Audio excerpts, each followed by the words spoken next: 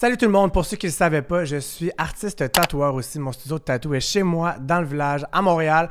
Et mes bookings pour le mois de mars sont présentement ouverts. Il me reste de la place pour le mois de mars en ce moment. Je travaille du mercredi au samedi. Je suis artiste de fine line, de minimaliste. Donc si vous aimez les tatous vraiment délicats avec des lignes fines, c'est ma spécialité. Je fais presque juste ça. Si jamais vous ne savez pas exactement quel projet que vous voulez, je dessine évidemment. Vous pouvez m'envoyer plein de photos d'inspiration. Puis moi, je vais faire un mix de tout ça. Je vais vous faire un design personnalisé. On va se rencontrer, vous allez avoir plusieurs petits nouveaux tatous et en plus, on va avoir du gros fun. Qu'est-ce que tu veux de plus? Donc, pour prendre rendez-vous, vous avez juste à me contacter en message privé sur mon compte de tatou, Rémi Desgagnés Tatou, qui est juste ici. Aussi, si jamais vous voulez juste supporter mon travail, vous pouvez juste aller suivre ma page de tatou. Vous allez pouvoir voir tout ce que je fais aussi sur cette page-là. Un gros merci à ceux qui supportent mon travail depuis maintenant 4 ans. J'apprécie énormément et j'espère vraiment vous rencontrer et faire des beaux tatous sur vous prochainement. À bientôt! Salut tout le monde, bienvenue pour un podcast avec les exclus de Big Brother Célébrité à cœur ouvert. Aujourd'hui, nous avons le merveilleux Jean-Thomas Jobin. Merveilleux, mon Dieu, c'est enchanteur comme terme. Est-ce que tu dis ça à tous les évincés? Ou... Non, il y en a des fois qui sont merveilleux, c'est vrai. Ben, j'aimerais bien que le merveilleux à moi soit sincère plus que les autres évincés. Il était plus. Aujourd'hui, je le pense vraiment. Honnêtement, j'étais vraiment déçu que tu sortes. Moi, j'ai toujours un parti pris pour les underdogs. Tu sais, à la fin, toi et Amy, vous allez vous battre à contre-courant. Oui. Puis Amy, c'est mon amie dans la vie. Fait que j'étais comme, oh my god, je votais vraiment pour vous. Mais c'était vraiment impossible. J'adore Amy, j'aurais aimé... en fait, j'aurais aimé qu'on puisse continuer à avancer, mais il fallait que ce soit elle ou moi, et c'était moi. Alors c'est correct, je serais bien heureux qu'elle se rende en finale. Oui, on espère. Ça va être difficile, mais on espère. Ça va être difficile. Là, quand est-ce qu'on se fait ce chin-là? Parce que, tu sais, j'ai hâte. Là, t'as hâte, hein? Fait que c'est ça. Aujourd'hui, on boit mes sponsors de la distillerie Appalache, qui est des gin tonic Kepler. Moi, j'ai les Kepler Céleste, toi, t'as les Kepler Stellaire. Puis ils ont toutes ces bouteilles-là aussi à la SEQ. Dans le fond, ils ont plein de sortes de gin. C'est des gins fruités. Moi, c'est à la poire et pêche blanche. Et toi, c'est à l'orange sanguine et framboise noire. Ils font aussi la vodka fit à la limonade. Ils font plein de choses. Ils font des prêts à boire. Ils font même du sans-alcool, guys. Et les designs sont très jolis. Ouais, hein? C'est québécois en plus. Parce que c'est très beau. On encourage locaux. Bien. T'es prêt? Cheers! Santé! Merci de l'accueil! Très bon! C'est bon, hein? Pour vrai, je vais le boire au complet puis je vais être complètement sous à la fin du podcast. Ok, restez là, vous manquerez pas ça. Few moments later. En toute honnêteté, est-ce que tu pensais vraiment gagner en y retournant ou tu y allais pour l'expérience? J'y allais surtout pour l'expérience. C'est-à-dire, le défi était intéressant pour moi parce que je savais que j'avais une cible gigantesque. Fait que je me disais, je vais y aller faire de mon mieux en me disant c'est à peu près impossible que je me rende à la fin. Mais donc, pour moi, me rendre au jour 64 alors que je m'attendais à me rendre peut-être au jour 14. Donc, c'est quand même 50 jours de plus que je pensais faire. Fait que c'était complètement différent. C'est-à-dire que mon début de jeu était bien parti. Après ça, 2-3 erreurs que je considère que j'ai faites, qui auraient pu ne pas me nuire, mais avec la coupure du camping, ça a fait en sorte que ça a comme mis la loupe sur une ou deux erreurs que j'ai faites, particulièrement avec mon intégration de Fabiola dans Fakir, que j'ai peut-être pas fait dans le bon ordre, c'est-à-dire que j'aurais dû probablement prendre plus mon temps avec Fredsky puis Simon. Puis je pensais que Simon et Fredsky étaient tenus au courant que Fabiola était intégrée dans l'Alliance parce que c'était pas juste mon idée. Il y avait aussi Amy qui était pour ça, Sinem, même François. Puis là, la coupure ensuite avec le camping, ça a fait en sorte que le double patronat, le sable, là, j'étais rendu dans des eaux troubles. Et le camping, tout ce bout-là, ça a été difficile. Là. Oui, c'est-à-dire que moi, j'étais bien content d'être dans la maison de Pacha parce que j'ai des problèmes de sommeil épouvantables. Fait que je me disais, je vais dormir absolument jamais là-bas. Fait que quand Amy m'a choisi en premier pour être dans la maison de Pacha, qu'on appelait comme ça, c'était pas le terme que Big Brother a choisi. J'étais comme, thank God, parce que sinon, je pense que je serais décédé au camping à cause que... Moi, je dors avec du white noise dans la vie. Ok, moi aussi. Fait que j'avais mes écouteurs bandeau. Moi, il faut qu'il fasse noir. C'est pour ça que j'ai choisi la chambre rose au début. Parce que dans la chambre turquoise, il y avait comme une fenêtre givrée, c'est-à-dire qu'on voyait le jour. Fait que si à 6h du matin, il fait clair, je me réveille et je dors pas.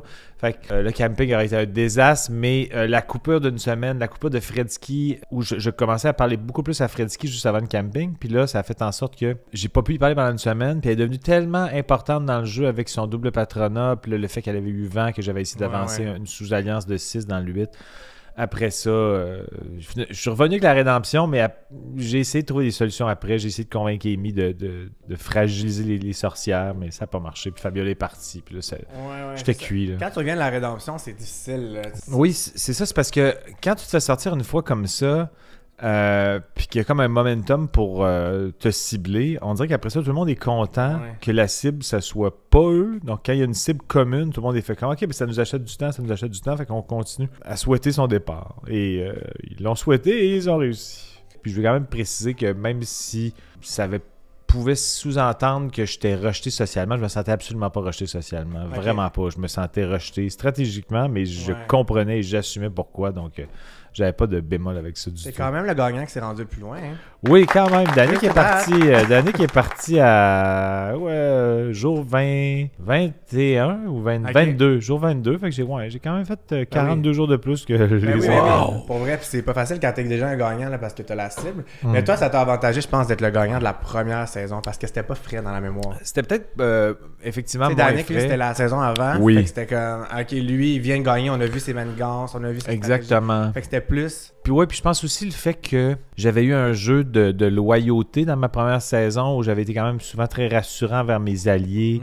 J'étais comme... je protégeais mon monde. Fait que je pouvais crédibiliser le fait que moi, quand je dis que je protège mon monde, comme vous avez pu voir, je le fais. Fait que ça, je pense que ça m'a aidé de pouvoir dire ça. Parce que les gens se disaient, OK, mais quand lui, il dit quelque chose, il le fait. Puis j'ai essayé de le faire le plus possible. Je dis pas qu'il n'y a pas eu de certaines tromperies ou duperies, mais t'as pas le choix quand tu te fais proposer une alliance. Tu dis oui, tu sais, mais moi, je priorisais toujours les fakirs et ma sous-alliance d'un fakir qui n'a jamais nécessairement fonctionné. Mais oui, il y a eu un petit peu plus de mensonges, mais je pense que j'ai quand même joué une game clean. Des fois, quand j'écoutais les montages, j'étais comme Jean-Thomas le manipulateur, j'étais comme je suis pas sûr que... j'ai joué quand même de façon très inclusive avec mes alliés, dans la douceur et le respect. Essayer d'influencer les autres à faire ce que tu as envie qu'ils fassent, c'est effectivement une façon de jouer, mais je trouvais que le terme manipulateur était poussé un peu exagéré, alors que je trouvais qu'eux autres jouaient avec beaucoup plus de mesquinerie que moi. C'est correct, ils ont le droit, mais je trouvais que de m'envoyer la balle comme le manipulateur... Exemple, quand Coco m'a avoué que Simon avait jeté un sort sur moi, ce que j'étais déjà au courant. Puis là, tu voyais Sinem et Freddy qui disent « J'ai gentiment encore manipulé Coco. » J'ai juste posé la question. Est-ce qu'il a joué le sort? Et elle m'a répondu oui. Je pense pas que c'est de la manipulation de poser une question. Mais c'est correct. C'était un montage télé où probablement qu'à un moment donné, il était fâché du fait qu'il sentait que j'essayais de persuader les gens. Mais c'est un jeu où tu essaies de persuader les gens, mais ça veut pas dire que c'est de la manipulation malsaine. Donc ça, dans le montage, j'étais comme « Ah ouais, vraiment, Freddy puis Stem, vous trouvez à ce point-là que ce bout-là, mettons, avec Simon et tout ça, ça a été plus rough. C'était plus rough, mais on l'a vécu, puis moi, par rapport au jeu, moi, je me suis fait sortir de façon fair and square. J'ai fait des erreurs qui ont mené à ça. J'ai été malchanceux aussi, mais je suis conscient que j'ai fait des erreurs qui ont amorcé ma chute. Et j'ai essayé de trouver des solutions, puis ça n'a pas marché. Puis j'assume complètement mon sort. Mais t'as vraiment bien fait pas ça. Mon sort actuel, le sort de Simon, je l'ai assumé aussi. Je savais très bien que Freddy Sinem me bourdonnait beaucoup dans ses oreilles. Donc c'est un peu pour ça qu'il l'a joué. Je pense qu'il voulait peut-être le jouer aussi, mais peut-être pas à ma défaveur. Je pense que son réflexe au début, c'était de jouer en faveur de quelqu'un. Puis là, je pense que Freddy Sinem, ce serait cool que tu me donnes un coup de main avant de t'en aller. Fait que c'est ça qui est arrivé. Non, c'est vraiment ça. Mais t'as vraiment bien joué, honnêtement. Là, c'est pas facile quand tu passes de la saison 1, qui était dans la saison avec les gens les moins stratégiques. Oui, là, effectivement. Be honest here. Puis t'arrives là dans les champions, les recrues, puis même les recrues étaient une coche au-dessus. Là. J'ai jamais vu des nouveaux joueurs jouer aussi bien. Tu t'es vraiment bien débrouillé dans ces circonstances-là, honnêtement, parce que le gap est énorme là, entre ta saison. C'est sûr. Ça n'a rien à voir. Là, on est dans un autre monde complètement. Puis c'est pour ça, je pense que c'est un jeu que le hamster trotte non-stop. Puis moi, je fais de l'insomnie dans la vie, comme je disais. Puis quand le hamster trotte autant, parce que tu cherches des solutions, puis tu penses à qui est avec qui, puis est-ce que, tu sais, chaque nuit, tu revisites ta journée. Tu dis, qu'est-ce que j'ai fait aujourd'hui? Est-ce que j'ai laissé des traces que je veux essayer d'effacer? Donc, tu penses à ça avant de te coucher. Puis là, au matin, tu te fais un plan de match. C'est quoi le plan de match de ma journée? À qui il faut que je parle? Quelle erreur que je dois peut-être réparer? Ou quelle chose je dois mettre l'emphase? Donc, la tête te trotte tout le temps. C'est une expérience qui est extrêmement chargée émotivement parce que tout est exponentiel. On n'a que ça devient ça notre vie, les rapports humains et la stratégie. Donc, tu vas loin dans ta tête, exact. Tu vas loin dans ta tête, puis c'est épuisant. La réaction en chaîne, c'était tellement émotif que, comme on dit en anglais, it takes a toll. C'était beaucoup de conversations, particulièrement avec Fabiola, on a eu des conversations très chargées, des belles conversations humaines où j'essayais de l'aider, puis elle, il y a des trucs qui l'ont comme blessée, qui sont reliés un peu à son bagage de vie. Puis moi, je suis une personne sensible et empathique, donc je voulais comme prendre le temps, puis pour moi, ça faisait partie de mon expérience. Donc, c'est une expérience complètement différente, mais comme je m'attendais à jamais gagner, mais je suis content d'avoir vécu quelque chose de différent. Ça me fait comme juste un autre volet à mon bagage de vie. Ça va faire des souvenirs pour mes vieux jours quand j'en parlerai aux petits-enfants que je n'aurai probablement jamais. Oui, c'est ça. À this point. Est-ce que tu sentais une pression supplémentaire vu que tu étais un gagnant? C'est certain que oui. C'est-à-dire que dès le début, je sentais que j'allais être name drop là, pour me faire sortir. Surtout que la façon que ça s'est fait, quand François a été mis en danger le soir 1, je savais que tout le monde allait aller garrocher à Fabiola et Danick. Il faudrait mettre Jean-Thomas aussi sur le bloc tant qu'à ça, pour séparer les deux. On va être sûr de sortir une de ces deux personnes-là. Donc, c'est ça qui a comme un peu mis ma game en mode stéroïde, là, c'est-à-dire au début. Démarrage, parce que là, j'avais pas le choix de me créer quelque chose. Puis je parlais avec Sinem et Simon, puis on s'est dit, hey, on fait-tu quelque chose? Moi, j'aimerais ça partir quelque chose qui est moitié recrue, moitié champion pour essayer que tout le monde se sente mathématiquement confortable dans l'alliance et aussi relationnellement confortable. C'est intelligent d'avoir fait ça aussi d'ailleurs. Puis je pense que ça a fonctionné un bout de temps. On a pris l'ascendant dans le jeu avec la réaction en chaîne. Après ça, le patronat de Martin. Bon, la maison de Pacha, là, on avait Fredsky et Amy au pouvoir, mais je savais pas. Je savais que le patronat de Martin avait quand même un petit peu égratigné Fredsky, mais j'avoue que ce bout-là, je pensais pas que Fredsky a choisi Martin pour le sortir. Okay. Ce bout-là, je ne l'ai pas vu venir. Je pensais qu'il y avait peut-être un 20% de chance que ça arrive, mais je pensais que c'était plus Fabiola qui était en danger que Martin à ce moment-là, parce que Fredsky et Fabiola, c'était pas... C'est devenu mieux au camping, mais avant ça, c'était difficile parce que Fredsky me nommait souvent des doutes qu'elle avait sur Fabiola, donc je pensais que c'était plus Fabiola qui allait ne pas revenir. Quand je recherche des alliés, je cherche des gens qui ont des traits de caractère qui peuvent ressembler aux miens, parce que ça me permet d'anticiper comment ils vont réagir, puis j'avais repéré rapidement que Amy était une fille ultra sensible, douce, humaine, dans le respect, mais aussi rationnelle, capable de rationalité. Puis c'est beaucoup de traits de caractère que j'ai. Donc, quand j'ai vu sa sensibilité, on dirait que quand je repère la sensibilité chez les autres, ça me permet de tomber dans une zone où je me sens dans un safe space où j'ai pas l'impression que cette personne-là va me trahir. Puis Amy a été ultra loyale envers moi. Et Martin, c'était la même chose. C'est vraiment un gars sensible, gentil, loyal. Donc, quand Martin est parti, là, j'étais comme, bon, OK, j'ai encore d'autres connexions stratégiques et sociales, mais Amy devenait ma personne numéro 1. Et je trouvais que Martin me créait quand même un écran, c'est-à-dire que j'étais probablement sur son écran au début, mais comme j'avais entendu qui avait peut-être effrité certaines relations avec des décisions. Que, je dis pas que les décisions de Martin n'étaient pas les bonnes, mais dans son patronat, ça a été quand même compliqué. Donc, je me disais, OK, Martin va me faire un buffer. Et là, quand Martin est parti, j'ai comme, j'ai plus de buffer, là. Ouais. Fait que là, j'étais comme à découvert. Fait que quand le double patronat a été activé, je savais que je savais pas si j'étais la cible numéro 1 ou numéro 2 de Fredsky, mais pour moi, à partir du moment où je suis dans le top 2 des cibles, je suis une cible. Donc, je le jouais un peu comme si j'étais la cible, même si je savais pas exactement si j'étais la cible numéro 1. Puis là, quand Amy a gagné le veto, elle a pu me sauver, puis on a pu essayer de trouver des solutions, mais à un moment donné, mais elle est encore là et je lui souhaite le mieux. Et moi, je suis ici avec toi et je suis bien heureux d'être là. T'es chanceux. Et surtout avec ce drink-là. Ben oui! Moi, on va faire des chins parce que c'est très satisfaisant, ça. Ouais, hein? Est-ce que tu trouves qu'il y avait trop de twists cette année? Honnêtement. Je trouvais que les pouvoirs des cristaux étaient, pour moi, une petite affaire trop puissant. Je pense que c'est correct de créer une quête parallèle pour rajouter de la variance au jeu, pour qu'il y ait plus d'imprévisibilité. Pour moi, il y en avait peut-être une petite coche de trop, mais même quand je l'ai vécu, je savais pas que la twist du camping allait être le début de my downfall. Ouais. Mais pendant, j'étais comme, c'est une bonne twist quand même, parce que ça rebrasse complètement la soupe du cocktail de personnalité dans la maison, la hiérarchie. C'est juste le double patronat. Le double patronat, c'était intense. C'était intense, mais en même temps, on a essayé de l'activer aussi. Quand on a essayé d'aller chercher un autre cristal à Simon, on espérait qu'il soit bleu, finalement, il était rouge. Fait que là, mais nous, on l'a réactivé, fait qu'on aurait été bien contents. Fait que là, en ce moment, ça a été à ma défaveur, mais si ça avait été activé à notre faveur, je serais heureux de la twist. Fait que, tu sais, il faut quand même que je reste...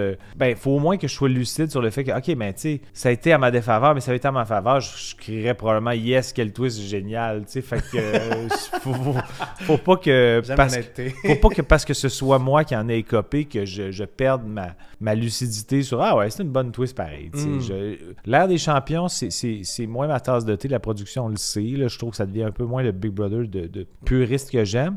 Mais je comprends aussi pourquoi ils font ça, pour peut-être créer que ça devienne moins prévisible à la fin, moins linéaire. Alors j'ai hâte de voir le reste de la saison si la linéaire, en tout cas bref, le mot qui s'en va.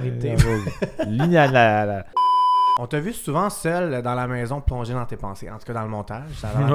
Qu'est-ce que tu pensais à ces moments-là? C'est-à-dire que deux choses. Moi, ça arrivait souvent que j'allais dans la chambre rose, ma chambre, pour réfléchir à des idées, des solutions. Fait que pour moi, c'était un peu de me-time. Là. Moi, je suis un solitaire dans la vie, je vis seul. Donc là, je suis dans un contexte où je suis avec 15 autres personnes.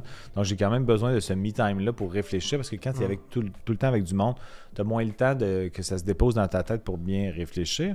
Vers la fin du jeu aussi, c'est-à-dire que dans le montage, ça avait l'air de... Tu sais, moi, je l'ai dit tantôt, là, je me suis jamais senti rejeté socialement. Ouais. Moi-même, parfois, je me mettais à l'écart parce que, je sais pas, des fois, il y avait des gens qui parlaient fort, ce qui est correct, là, mais moi, j'avais besoin de ma bulle aussi, donc pour réfléchir à des solutions, mais aussi des fois juste créer un écart, là, pas avec les gens parce que je les aimais pas, au contraire, mais quand t'es un solitaire et t'as besoin de ton temps, c'est intense, c'est intense. Fait que tu sais, mais je pense qu'au montage, c'était peut-être un petit peu amplifié. Là. C'est-à-dire que j'étais souvent avec le monde, je soupais avec eux, je leur jasais, même si je savais que j'étais leur cible. Mais réfléchir, oui, parce que assurément que c'est un jeu où il faut que tu réfléchisses à toutes les avenues. Donc, des fois, je m'isolais pour réfléchir. Puis là, quelqu'un rentrait dans la pièce. Puis là, je commençais à leur jaser. Puis oui, on veut t'entends-tu jaser de ça. Puis... Fait que ton mental allait bien. Là. C'est comme, t'étais pas en train de remettre ta vie en question. Puis non. Parce que dans le montage, Liliane, elle pleure. Puis t'as l'air comme super démunie. Puis là, on est comme, mon Dieu, tu sais, comme, es-tu correct? Ben, tu nous rassures ici aujourd'hui. Oui, je vous rassure. En fait... C'est-à-dire que je pense qu'ils l'ont regardé au montage parce que Liliane a vécu un moment émotif, puis elle a l'impression que je suis le petit garçon dans le cours de récréation qui est tout seul. Me sentais pas... Des fois, moi-même, je choisissais d'être seul.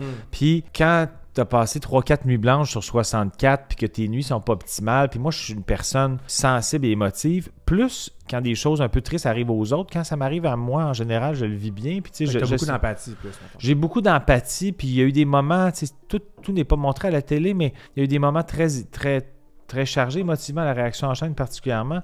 Donc, c'est sûr que le manque de sommeil et des moments chargés émotivement, ça épuise, ça te joue dans la tête. Puis moi, quand je suis fatigué, je suis un petit peu plus fragile.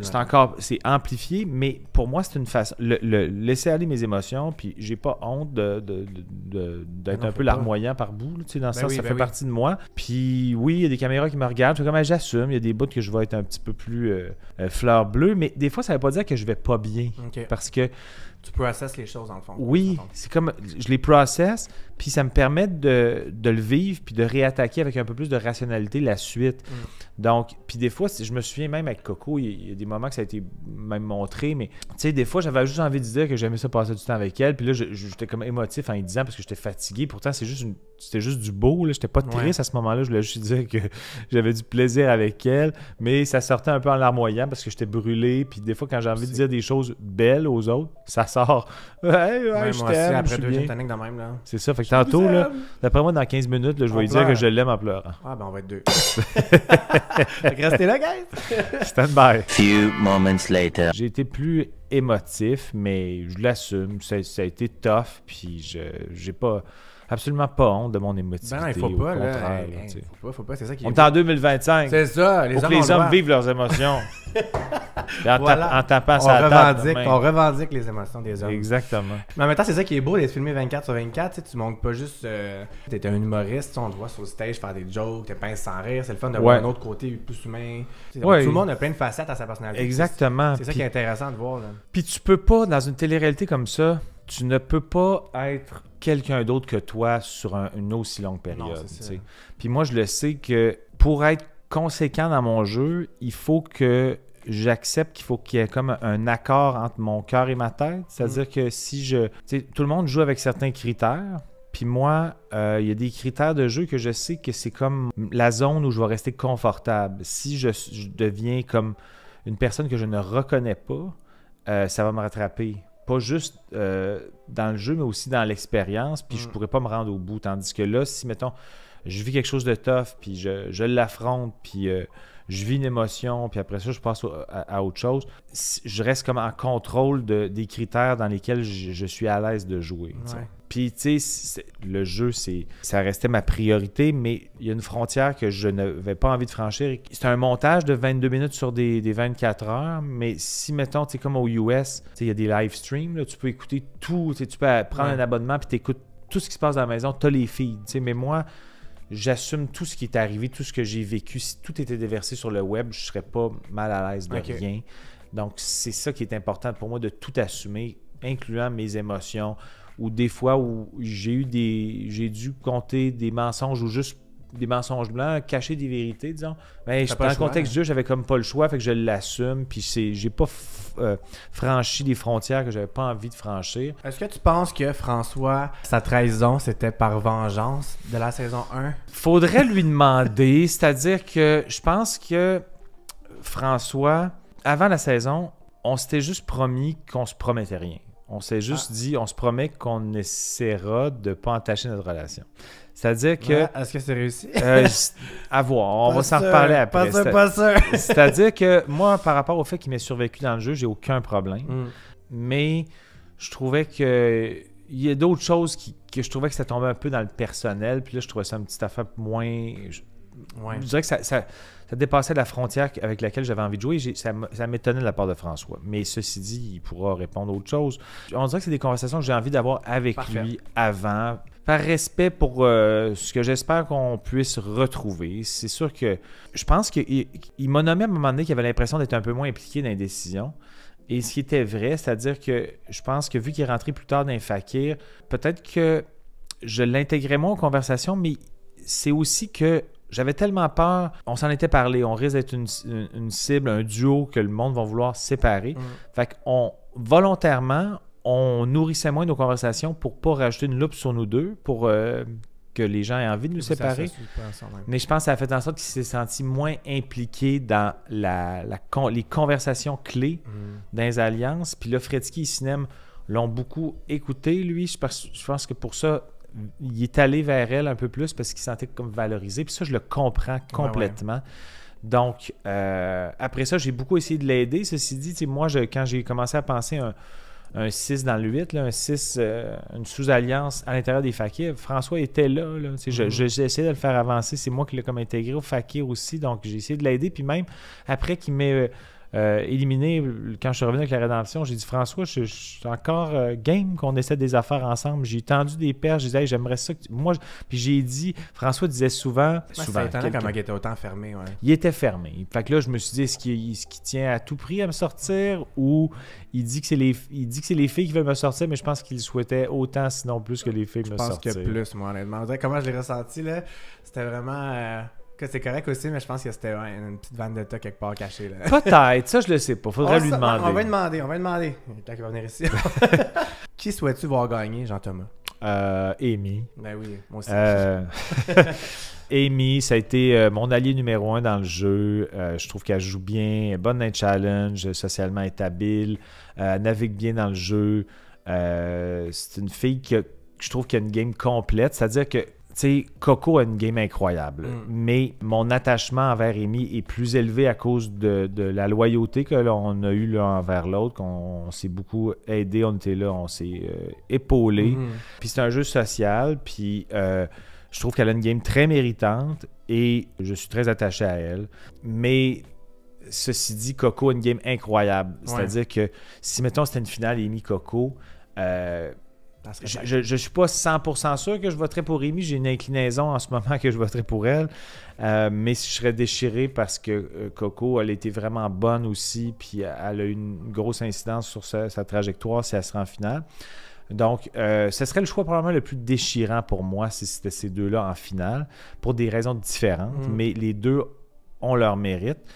Sinon, pour moi, ça peut encore changer. Je vais continuer à écouter les épisodes. Il peut arriver des choses qui fassent en sorte que, oh, je suis plus sûr. Ou mettons, c'est toujours important le plaidoyer à la fin. Si quelqu'un répond mal aux questions ou c'est pas assumé ou quoi que ce soit. Donc, je pars encore avec une ouverture d'esprit de changer d'idée. Mais pour l'instant, c'est les deux personnes en avance pour moi.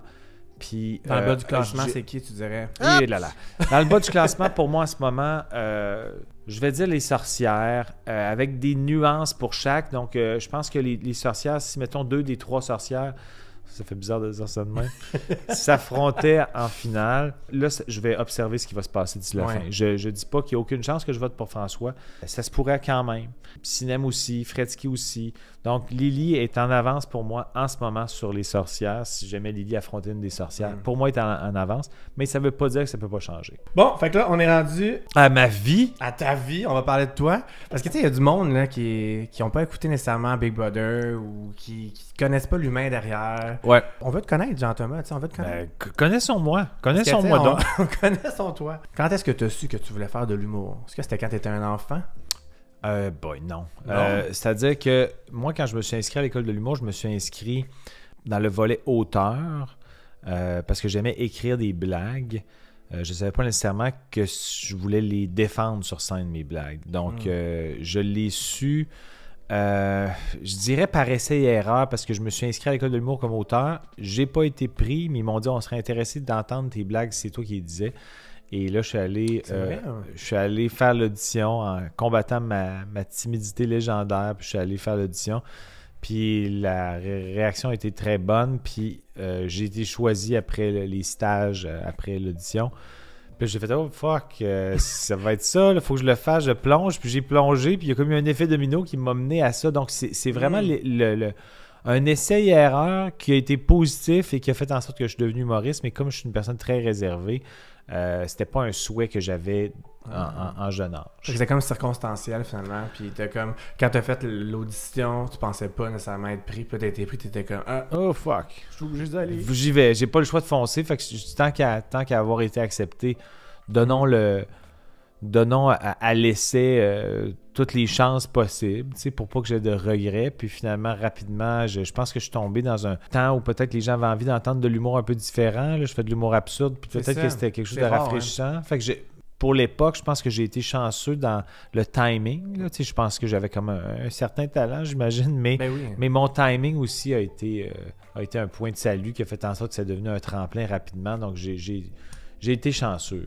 en quelque sorte. En plus, dans ces années-là, c'était beaucoup des humoristes comme Louis-José Hood qui parlent vite, qui sont comme super intenses, puis toi, t'étais complètement à l'opposé. Plus calme. Fait que ça faisait vraiment un impact, là, exact. Ton timing de joke aussi était... Un peu off-beat, volontairement off-beat. Ouais, mais bravo, c'est vraiment bon. Mais puis, est-ce que tu dirais que ta timidité est vraiment moins pire maintenant? Ça t'a aidé à faire la scène, j'imagine? Oui, en fait, je pense que... c'est-à-dire, je reste quelqu'un de timide dans la vie, mais... ce qui a aidé le plus, je dirais, c'est que à partir du moment où les gens m'ont vu à la télé, etc., c'est comme si c'était un apprivoisement pour les gens. Fait que puisque j'ai une personnalité marginale puis que je suis timide, parfois, pas que je peux avoir honte de ma marginalité, mais je pense qu'elle peut peut-être effrayer du monde qui sont comme « il est bien weird ».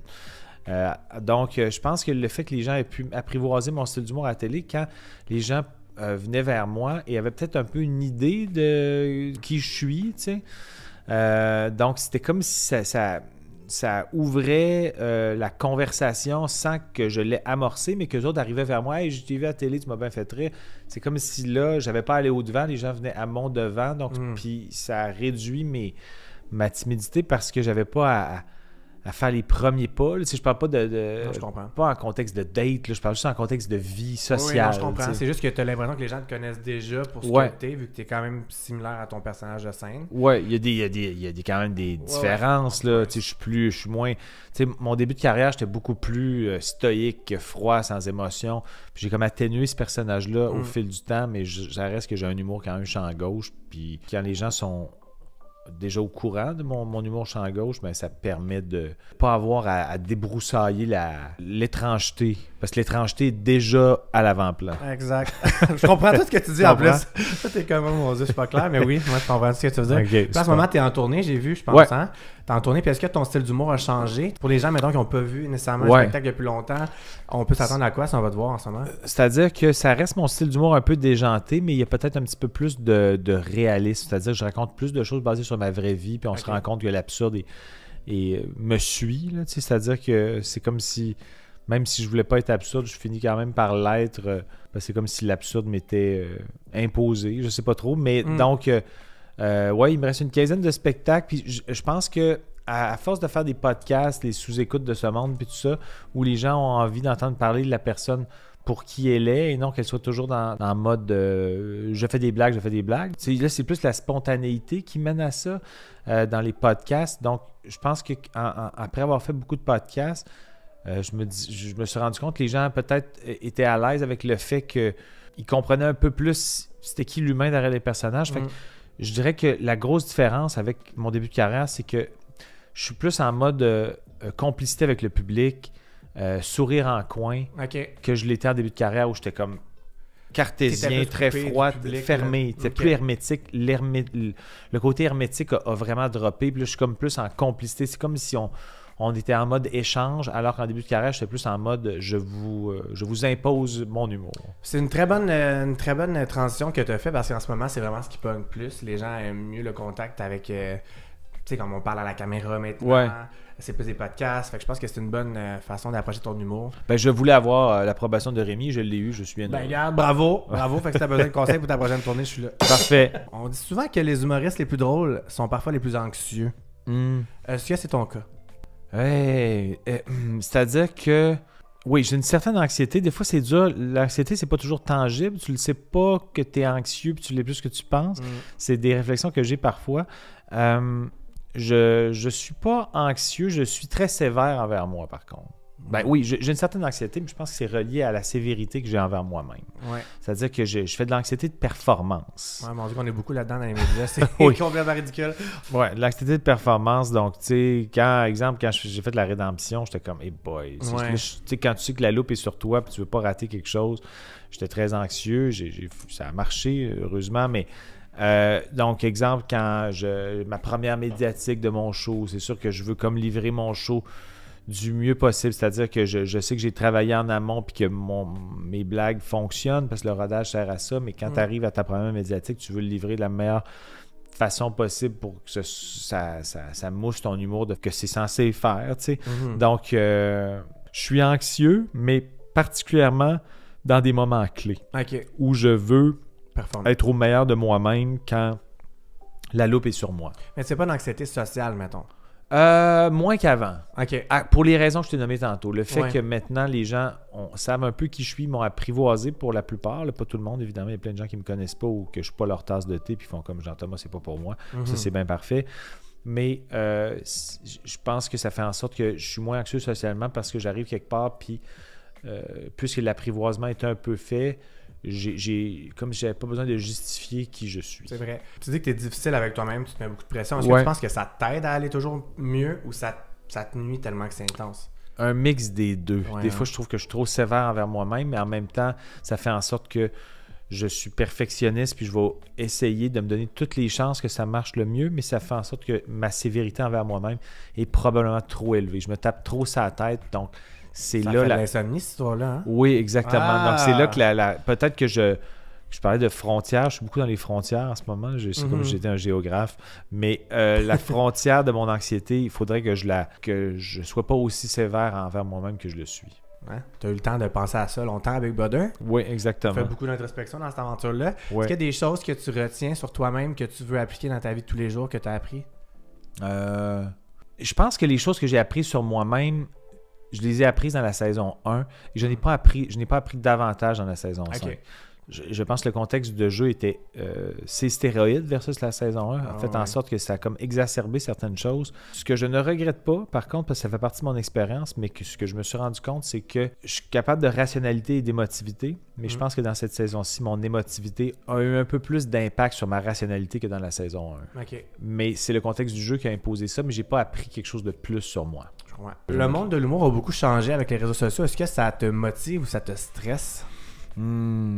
Les réseaux sociaux, pour vrai, en ce moment, pour moi, c'est secondaire. C'est-à-dire que en début de carrière, pas que je surveillais mes likes, là, mais c'est-à-dire que je voulais nourrir mes réseaux sociaux pour pas tomber dans l'oubli, pour essayer de faire en sorte que les gens aboutissent dans mes salles, puis tout ça. Je suis plus du tout comme ça. C'est-à-dire que c'est comme si depuis Big Brother, même depuis ma saison 1 de Big Brother, je me suis dit, OK, il y a quelque chose de moins tangible dans les réseaux sociaux, j'y suis. Je les occulte pas complètement, mais je tiens pas toujours à nourrir mon fanbase. On va dire, ah là, ils vont m'oublier si je lâcher fais prise pas avec des publications. J'ai complètement un lâcher prise. Pour moi, il ne faut pas que ce soit un fardeau. Si c'est un fardeau, je le fais pas. C'est vraiment ça. Il faut vraiment que si je pose une story spontanément ou que je fais une publication, c'est que ça me tente. Je fais ça me fait rire ou ça, je pense que je trouve ça pertinent de le dire. Mais je m'impose pas ça comme devoir parce que si je le fais comme un devoir, j'ai pas l'impression que ça cartonnerait parce que je pense que les gens sentiraient que c'est forcé. Fait que c'est pour ça qu'en ce moment, j'ai Instagram, Facebook, j'y vais beaucoup moins. Twitter, je l'ai laissé aller, cette plateforme-là. Et TikTok, j'ai décidé de ne pas y aller parce que ça ne me tente pas de tomber dans un vortex de voir juste des vidéos puis tout ça. Puis je comprends ceux qui le font, je respecte ça. C'est juste que pour moi, là, j'approche de la cinquantaine puis j'ai envie d'un peu plus de concret puis de tangible dans ma vie. Puis si c'est pour être une corvée, je préfère pas le faire. Puis qu'est-ce que tu penses des commentaires sur Facebook et compagnie, sur les gens prennent vraiment la télé-réalité à cœur. Qu'est-ce que tu penses de ça? Est-ce que tu penses que c'est exagéré? C'est-à-dire que moi, j'ai fait une publication en sortant de là pour dire « Hey, merci de m'avoir suivi » ou whatever. Mais ça, c'est mon fanbase à moi. Je suis allé voir un peu, il y a un groupe Reddit qui s'appelle Bisbee, puis c'est comme... Shout out, j'y vais aussi. OK, ben tu sais, ça, j'aime bien ce groupe-là, même si des fois les gens peuvent être en désaccord avec certaines décisions que j'ai prises, puis c'est 100% correct, je comprends ça, tu sais, puis... mais je trouve que ça relève un peu le niveau, je trouve que les commentaires sont un petit peu plus... sont moins dans le personnel, sont un peu plus dans la substance. Fait que je trouve que c'est le fun parce que comme j'aime les téléréalités puis j'aime les conversations stratégiques où on rebondit des idées, où on peut avoir des désaccords, mais dans la cordialité. Mais je suis pas allé sur toutes les plateformes de Big Brother. Tout ça, pas parce qu'il y a du monde très simple. Je pense qu'en général, les gens m'ont bien aimé de ce que j'ai compris. Là. Ça veut pas dire que tout le monde... Mais t'as rien fait de drastique. J'ai rien fait de très choquant. Donc...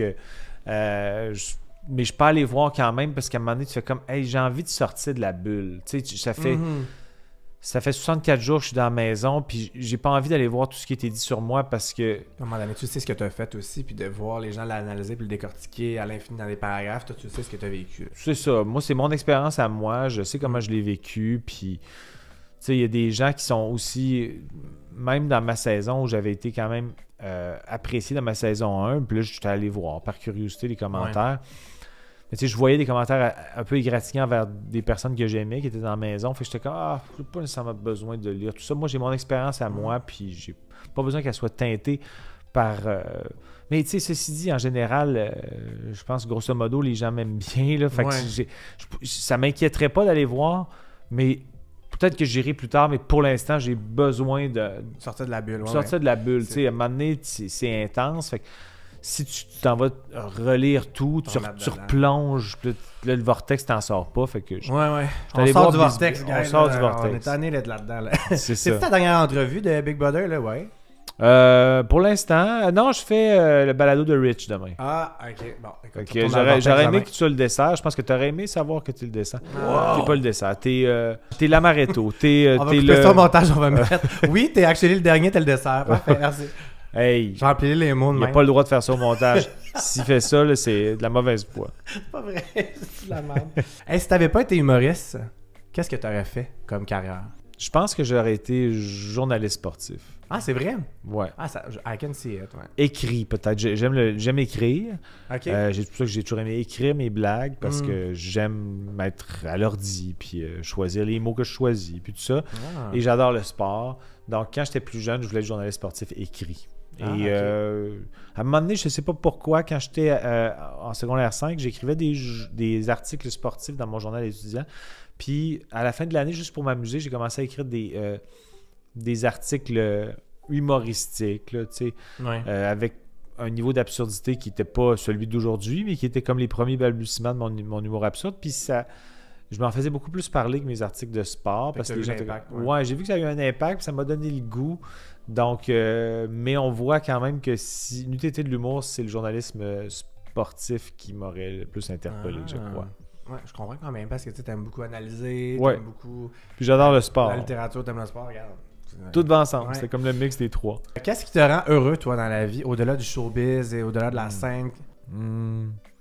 Ben, j'ai le bonheur assez simple, c'est-à-dire que je suis très sportif, j'aime faire mon sport, ça me fait du bien, j'aime mon métier, parce que pour moi, mon métier n'est pas...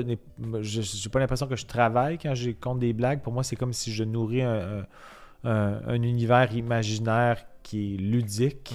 Et moi, j'aime la notion de jeu. C'est pour ça que j'aime tant les téléréalités. C'est du jeu. Moi, j'aime jouer, jeux de société, le sport. Donc, je dirais que j'ai un côté très gamin. Dans mon show, je parle beaucoup du fait que j'haïs vieillir puis que j'essaie de mon côté gamin veut résister à l'adulte qui vieillit. Donc, pour moi, quand je suis dans l'univers du jeu, l'univers du ludique, j'ai l'impression de me sentir jeune. Et quand je me sens jeune, je me sens plus heureux. Donc, tout ça va comme ensemble. Donc, je dirais que tout ce qui est jeu, les arts, la rigolade, ça me fait sentir heureux parce que j'oublie que j'approche la cinquantaine. Ouais, fait que ça te fait peur de vieillir. Ouais, Ouais. j'haïs vieillir. T'aimes J'aime pas vraiment ça? J'aime vraiment pas ça. T'as la même tête, là. Tu vieillis. Je sais, surtout que quand je me suis rasé à Big Brother, j'étais comme, on dirait que c'est moi Ouais, sérieux? il y a 30 ans. Mais... Genre, ça n'a pas de sens. Tu dis que t'approches la cinquantaine, je savais pas, mais pour vrai. Ouais. Dans 3-4 mois, je vais avoir... Ça fait 20 ans que t'as la même 50 face. ans. Là, Ouais, fait je que sais. bravo, au moins. C'est les crèmes de nuit. Les crèmes de nuit. Les crèmes de nuit, les jeux de société, guys, c'est ça qu'il faut faire. Exactement. Jeux de société, sport et crèmes de nuit efficaces.